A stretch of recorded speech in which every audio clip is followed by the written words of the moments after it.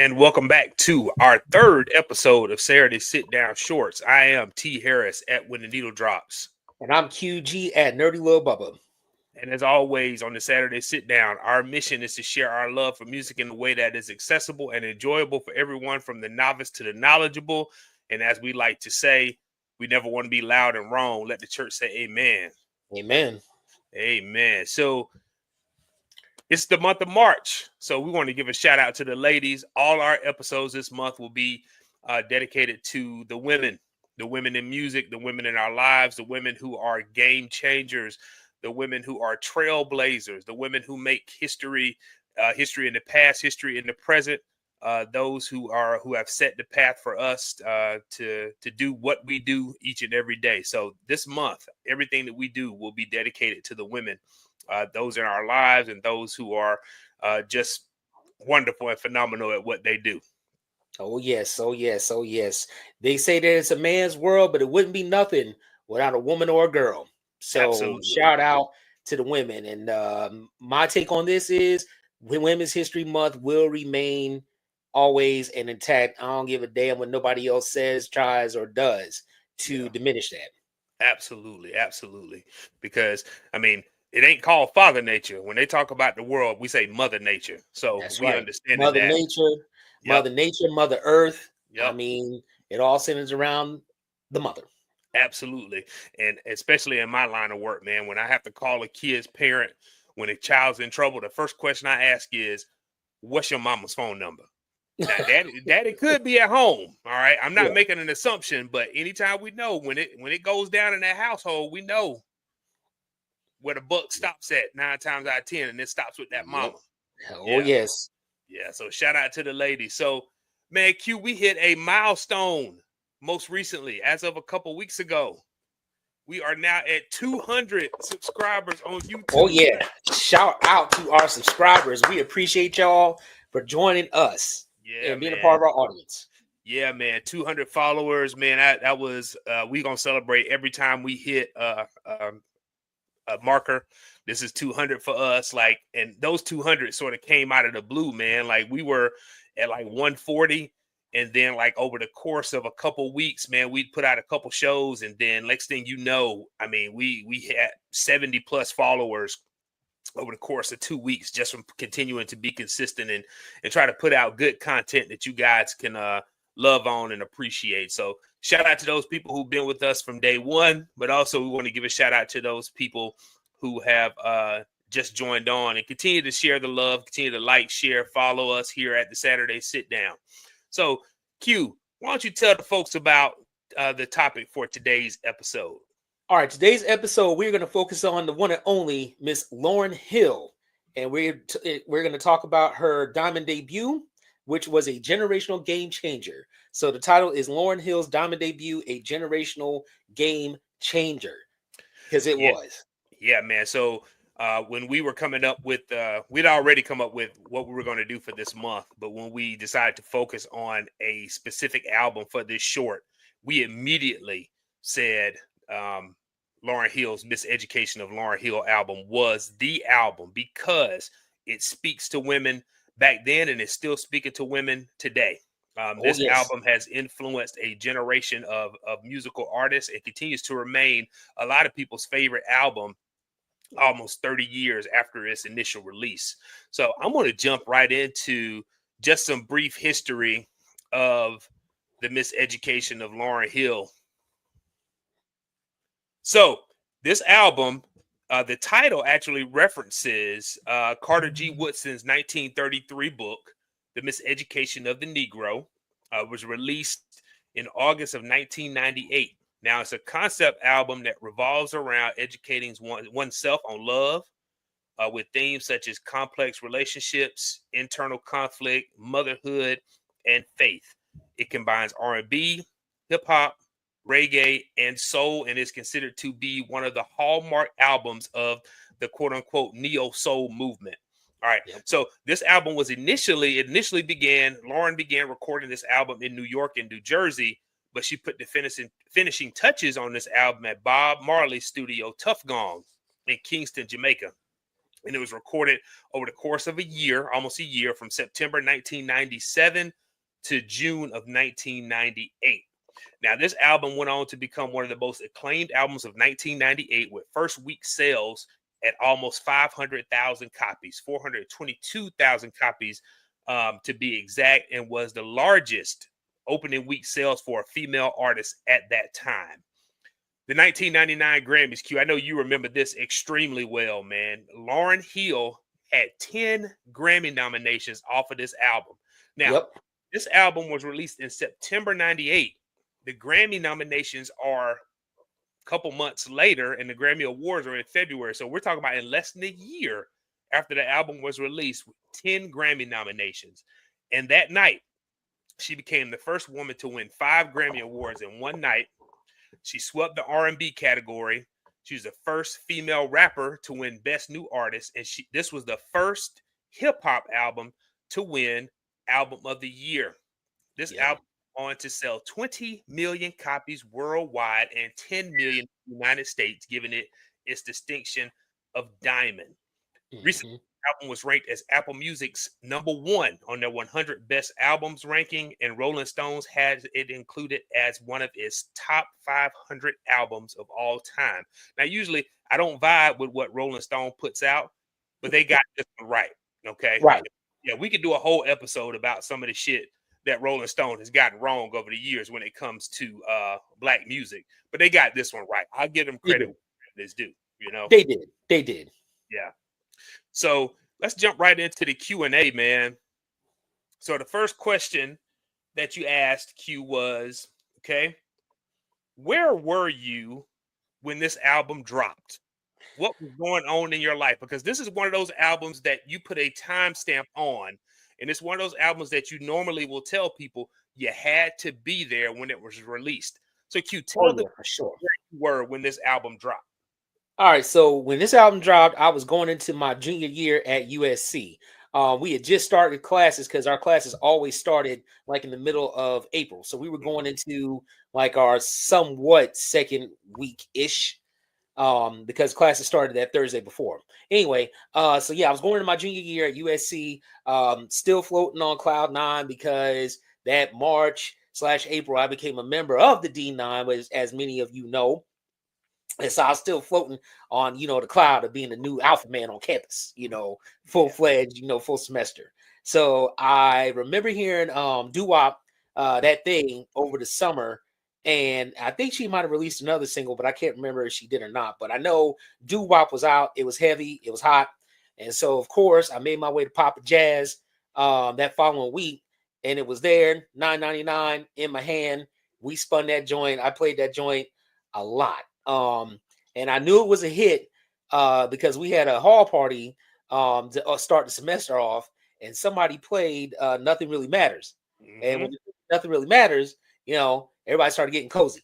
So I knew that we had a hit, or Lauryn had a hit on her hands. Now I didn't know it was going to be a monster like it became, but oh yes, I knew it was solid. Yeah, man. So same situation, man. Freshman year in college, 1998. My freshman year at Florida State University, man. And if you remember 1998, that was probably one of the most monumental years in black music. There was so much music and so many game-changing albums that dropped that year.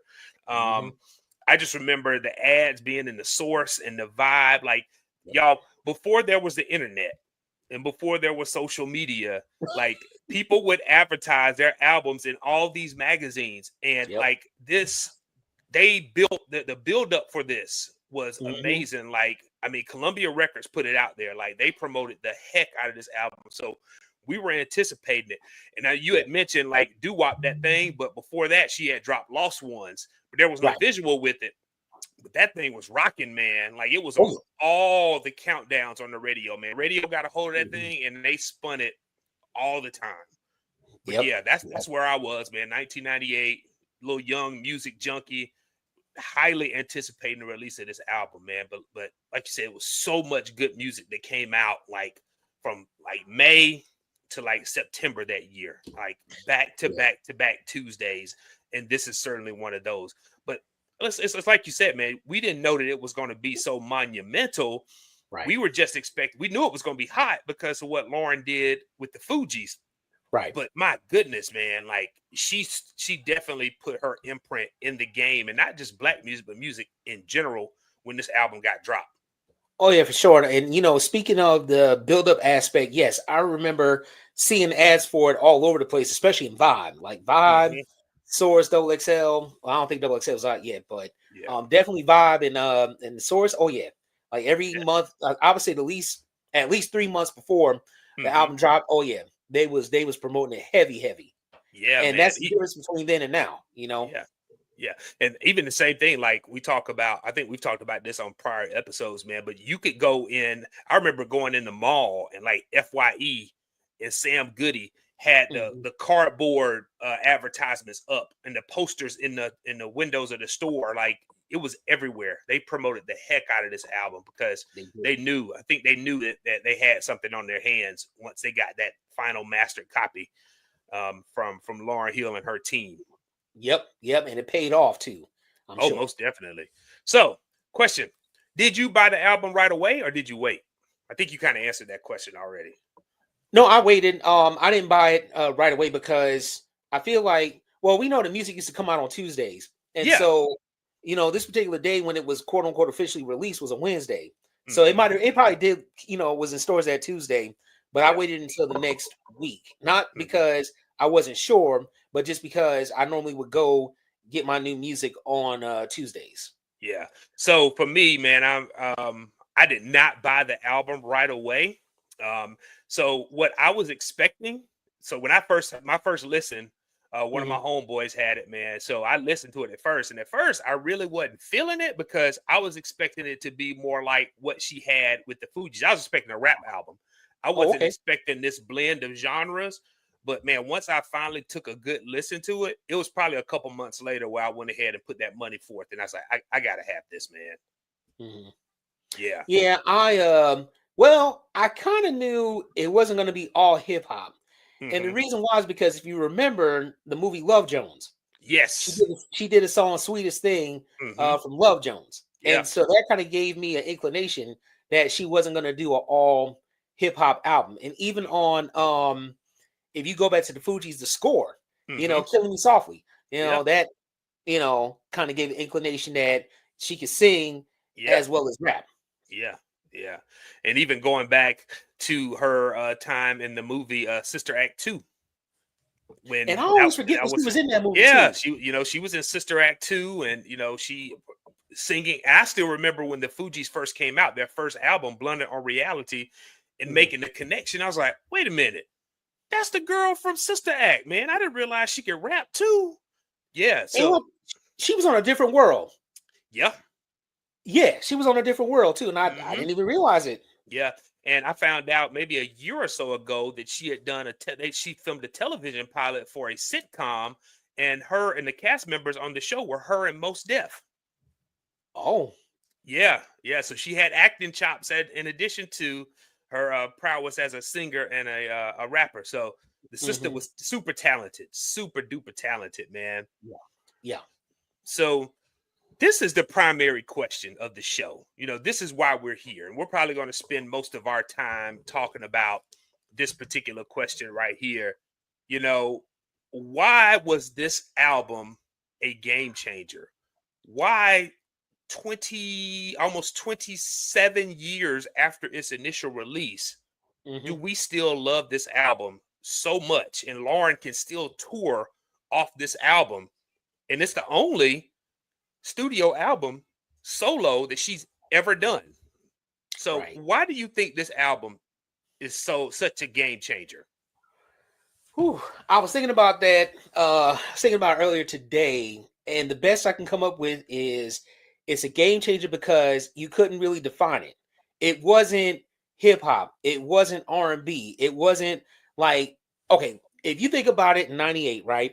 Hmm. There wasn't many people that could fuse hip hop and R&B together seamlessly. Like Hmm. Mary J is the queen of hip hop soul, but Mary J only sang on her album. She never rapped. Okay. With this album, Lauren was able to rap and sing within the same songs on the album. And it wasn't just all hip hop beats. You know, she gave you the slow jam. She gave you a reggae tinge jam. You know, she sampled some old school joint, for one of her songs, or at least it sound like a sample. It may not have been, but Mm-hmm. it was a game changer because it had range. Mm-hmm. Because in '98, a lot of things were, well, we know everything was sample heavy. Mm-hmm. You could tell that this album was a little bit more organic. Like she had live instrumentation in the studio backing her for most, if not all, the songs. Um, but that's why, in my mind, it was a game changer. That's why I think so many people flocked towards it, because she showed a range and she showed that she could be dynamic in not only just singing but also rapping and putting the two together. So to me, I think it was just something. It was something different than what we were hearing at the time. Yeah, I mean, you bring up a good point specifically about hip hop at that time and hip hop female artists. You got to remember, this was the era where Foxy and Kim Hmm. were the popular female rappers of the time. Yep. So, I mean, at that point, I mean, and you could even see that now to some certain extent, that it was hip hop for women was sexualized, but it was also like seen as empowerment. Okay. Hmm. The difference was Miss Hill made it to where there was a focus on empowerment without it being overtly sexual.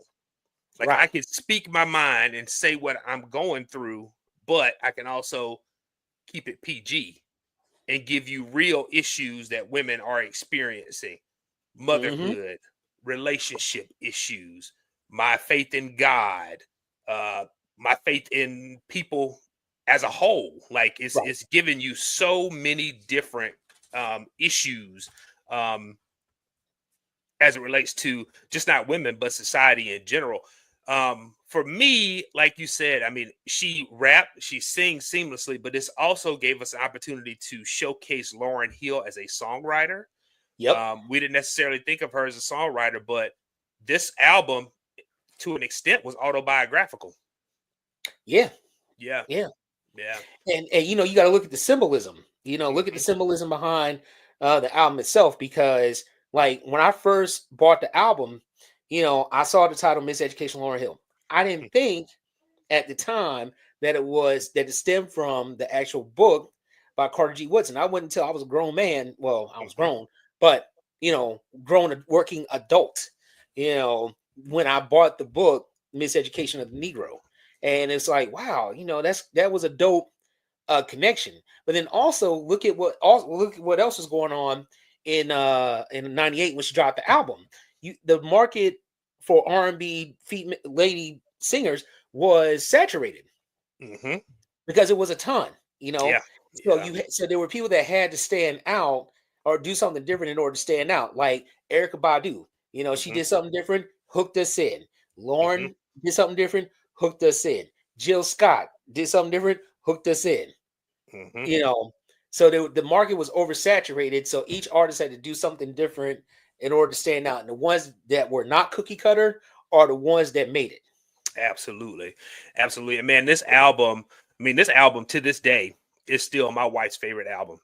I Hmm. think we have this album. I don't know if she still has the cassette, but it's probably at her parents' house. But we've had this Hmm. album in three physical forms: cassette, CD, multiple copies of the CD, and of course, we own it on vinyl as well. But like you said, man, this album spoke to women and Black women in particular. Like it was Hmm. introspective, it was raw, it was culturally relevant, it was relatable, but it also put Lauren's vulnerability on display because she was speaking from a place of hurt and disappointment with the public's perception of her. Because if you remember, at the time, she had just had her first son Hmm. with Rohan Marley, Yep. and also we didn't know this at the time, but there was also relationship issues with her and her bandmates, the Fugees. We Yeah. thought that they were just going to go through a temporary hiatus and everybody was going to do their own thing because Wyclef had released a Carnival the year before. Yep. Pras had given you the Ghetto Superstar album, and then we had this. But Lauren put that thing out on Front Street, man, with the opening Mhm. track, Lost Ones, because that was aimed directly at them. Yep. Yeah. And it's sad because the Fugees was on the rise. Oh, Like if you look at their trajectory, I mean, the the score sold 7 million copies. Mm-hmm. 7 million copies. That is literally unheard of at the time in the Mm-hmm. record industry, because a lot of people would have the sophomore jinx. Yep. So for them to have gone, I think Blunted on Reality, I didn't get to look at the sales figures. I'm not sure if that went platinum or not. I can look I'm it up pretty while sure you're it went gold. talking. Yeah.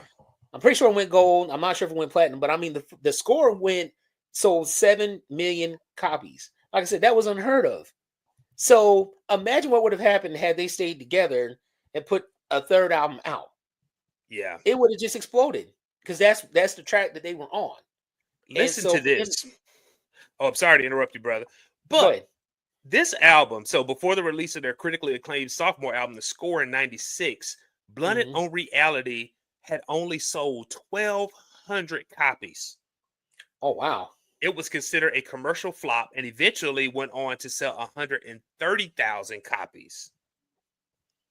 It never touched gold status. Damn.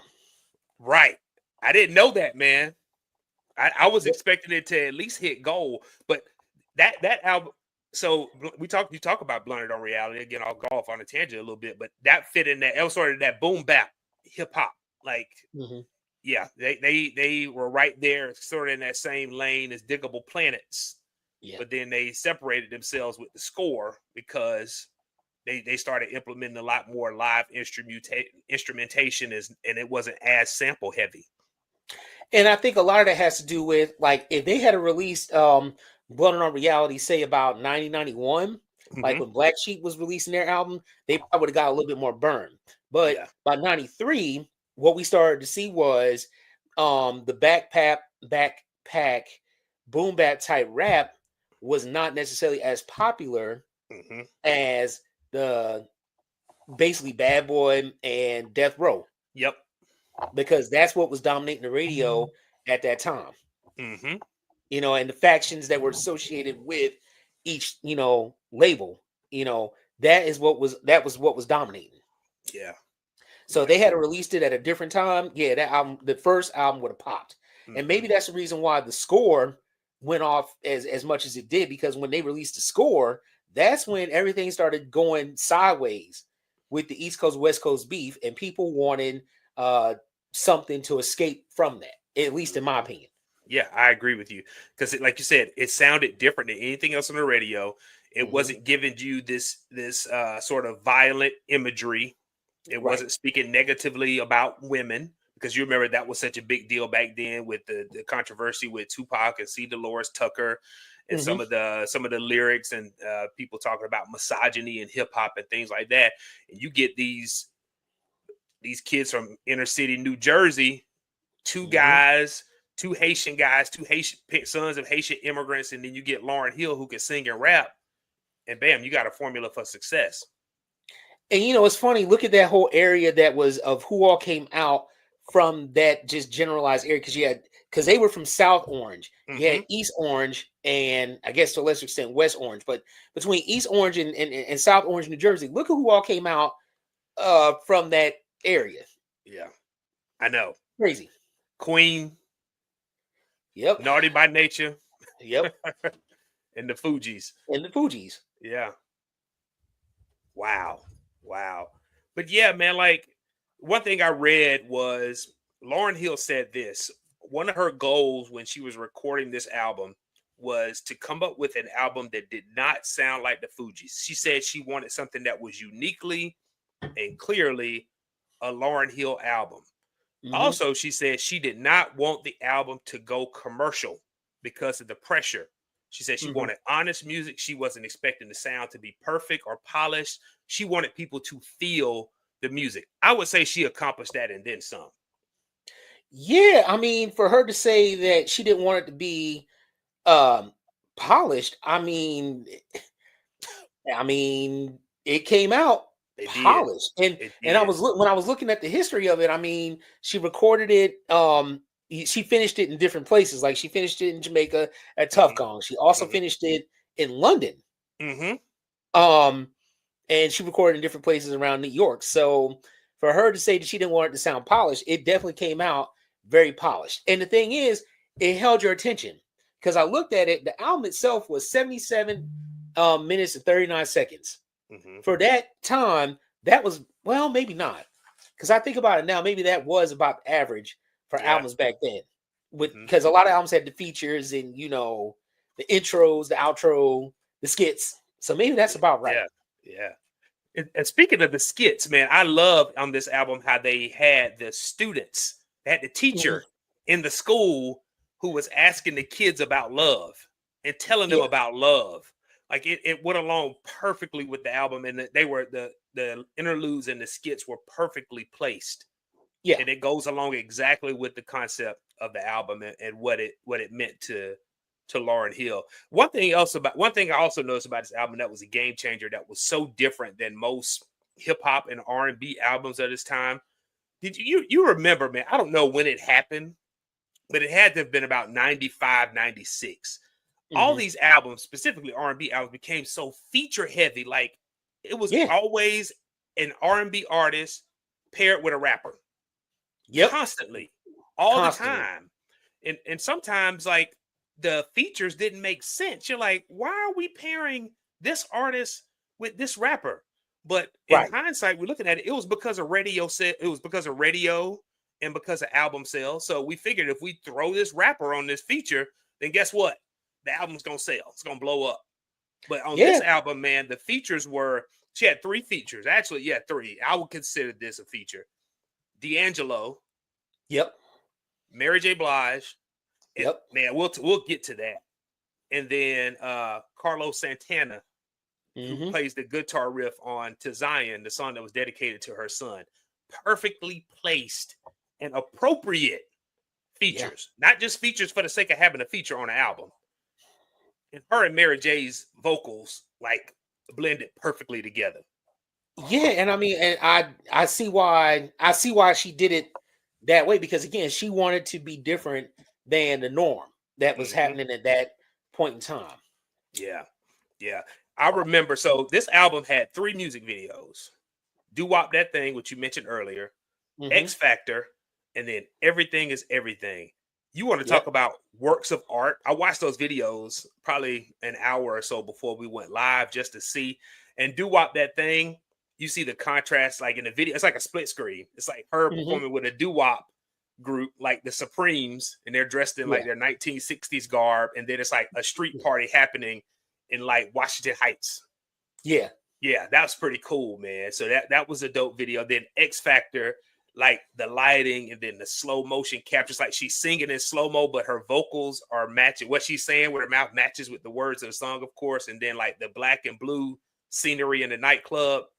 Perfect. Yeah, it's one of my favorite videos of the 90s. And then "Everything Is Everything," where they're in the city of New York and it's like a record player spinning as people are like going through the city and going about their daily lives. So she was heavy on the imagery. Of course, the album cover, which is basically her image carved out on a desk, a school desk. And I found out today that the photos inside the album were actually taken at her old high school in New Jersey that she graduated from. Yeah. So that's pretty cool to know that. Let's talk. Okay, so we can't talk about a game changer album without talking about influences. Okay. What artists do you think were influenced by this particular album later on down the line? You mentioned 2 of them. What, Jill and Yeah, because Jill came out with her album 2 years after this, kind of along the same veins, that speaking truth to power for female, that female vulnerability, hitting on relationships and things that are going on with her personally. Yeah, that's definitely on the list. I mean, I would say Jill. I wouldn't even go as far as to say somebody like a Jasmine Sullivan. Yeah, absolutely. Shoot, I'm trying to think who else. Those are the only 2 I can only think of right now, because I can't really think of anybody else that would fall close to that. So a couple that I came up with, and I chose this one because Salam Remy, and I'd have forgotten the other gentleman that worked with her on this particular album, eventually discovered Amy Winehouse. And Oh, okay. if you listen to Amy Winehouse's Back in Black album, Mhm. it's very, very similar to the Miseducation of Lauryn Hill. Mm. Some of my research, man, someone had mentioned another one, Solange's A Seat at the Table. Okay, Yeah. I can see that. Yeah, I definitely see that one. Like, and then there's so many artists that have come up that were like kids at the time that this was released who mentioned this as being their favorite album of all time, Mhm. including Kendrick Lamar. He says this is his favorite album of all time, and he's Oh, wow. unapologetic about that. He's not afraid to mention this being his favorite album. Interesting. Okay. Okay. Yeah, yeah. So let's get into favorite songs, man. What are some of your favorite songs on this album? We probably share some of the ones. I'll let you kick this one off. All right. So I'm gonna give you four. Okay, My first one, Lost Ones, that's because I mean mine. that one. That was my number one too. I mean that one just hit you, upside the head out the box. Mm-hmm. Next one is Nothing Even Matters. Um, That's my ne- number two. my next one is The X Factor. Dude, we speaking with the same brain. That's like you did them in the exact same order as me. And then my last one is Every Ghetto, Every City. Okay. And So I like that. I like that one because it has the old school vibe, and she's yeah. talking about her, I guess, growing up in the city and what kind of what they did. And she Mm-hmm. says, looking back, Yeah. And so yeah, it's just a vibing out song. Yeah. I mean, dude, like I said, hey y'all, let me go ahead and tell you this. Q and I did not talk prior to this episode other than the plan for the show and what we were going to talk about. So in the exact same order, 1, 2, and 3, mine were Lost Ones, Nothing Really Matters, Nothing Even Matters, and then X Factor. Like in Right. that order. Those are those top 3. My number 4 was actually a cover she did, and you mentioned this. Was a cover of Frankie Valli and the Four Seasons song "Can't Take My Eyes Off of You." Now that's a dope one too. I like that one. And it got the beatboxing in the background, and you hear the guitar strumming. But interesting thing I learned about this song, and I was like, okay, so this is why it makes sense. So the producer of this song said Lauryn did this song in his apartment, in his apartment studio. She was 8 months pregnant. He said they went out and bought like the original and listened to it. She memorized the words and knocked this song out in one take while she was laying on the floor of his apartment. Wow. So she pulled a Marvin. She pulled a Marvin Gaye. Yeah. While laying down. So it's funny. Oh, go ahead. No, go ahead, man. You got it. No, I'm gonna say that it's funny that she redid a Frankie Valli and the Four Seasons song because Frankie Valli and the Four Seasons, I believe, were from New Jersey. Yes, they were. Yep. Yeah, man. So yeah, those are my top 3. I mean, you can't go wrong with these 3. Can't Take My Eyes Off of You. Another one that I liked is like Forgive Them, Father, for They Don't Know What They Do. That's, it brings in sort of that gospel sound to it. Brings in some little elements of religion. But I mean, any song on this album, if you told me what your top 3 was, even if they were songs that were album cuts, because the album cuts on this album are phenomenal too. Oh yes. You can't go wrong. You can't go wrong with any track off this album. You cannot. Now, one thing I wish that she had have done is I wish that she had have put Sweetest Thing on this album. Yeah. I really do. And then if there's a they did a remix of Sweetest Thing, the Mahogany remix. Yeah. So go look that up, after the show, and you'll see what I'm talking about. That joint, I wish she had to put both of those joints on this album, but hey, I get why she didn't, because it's still solid. But yeah. So interesting thing about this. So believe it or not, man. So I found out today. I made sure I saved this. Lauryn Hill wrote 30 songs for this album. Most of them in her attic studio in South Orange, New Jersey. And many of the songs at that time, came about through because of the situation that was going on with her and the Fugees, and of course her past love relationships. Now, a couple of those songs ended up going to other artists, such as CeCe Winans. And if you remember, she wrote a song for Aretha Franklin's album that came out in 1997 called "A Rose Is Still a Rose." Yep. That song was a song that was written by Lauryn Hill that didn't make the cut, that ended up going to another artist. Wow. Yeah. So, yeah, man. So we're gonna go ahead and tell the folks, the good people, about. So, like I said earlier, the whole month of March is gonna be dedicated to the ladies. So, our next live episode, tell them about it, Q. What we doing, man? I am so excited about this one. I am so So our excited about next this. live episode, March 16th at 4 p.m. It is entitled The Women of Soul, Women of Hip Hop. Ladies first. We are gonna give flowers to R&B and hip hop, the women of R&B and or hip hop, in appreciation for Women's History Month. Now, we're not gonna tell you the format. We're not gonna tell you the format of how we're gonna do this, but you need to tune in. Tune in, subscribe, like, share, and you will see what TH and I were able to come up with for this episode. But yes, we decided for Women's History Month, this is who we're gonna give flowers to. Yeah, man, I am super duper excited about this. And like I said, we're excited about this episode, and we're not going to tell you about the format. Just tune in. Okay. So this episode is going to be, we've done this before. This is going to be a sit down on Sunday as opposed to a Saturday sit down. So we want you guys to tune in on Sunday, March 16th at 4 p.m. It's going to be a live episode, the live chat. Y'all know, if y'all been tuned into our live episodes, man, the live chat be popping. So yeah, join in. We're excited about this episode, and we're looking forward to giving the ladies their well-deserved flowers. And like I always say, tell a friend to tell a friend. Tell your mama, your sister, your daddy, cousins, all of them, whether they're a music lover or not. Like, share, subscribe, and follow us at The Saturday Sit Down on YouTube and Instagram. We promise to continue to put out good content for you guys who love music. And even if you're not a music lover and you're a novice to music, but you have an interest in it, we promise to put out content, again, that is accessible, relatable, and enjoyable. And you might learn something along the way. Absolutely. Yeah. Yes. But like LeVar Burton says, you don't have to take my word for it. Yeah, you ain't got to take my word for it. Just tune in. I promise you, you won't be disappointed. You will not be disappointed. Yeah, you will not be disappointed. And in closing, thank you all for tuning in to another episode of Saturday Sit Down Shorts.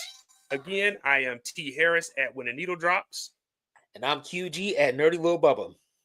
All right, you guys be blessed, and we'll see you on our next live episode on Sunday, March 16th at 4 p.m. Don't meet me there. Beat me there. That's right. Peace out, y'all. All right.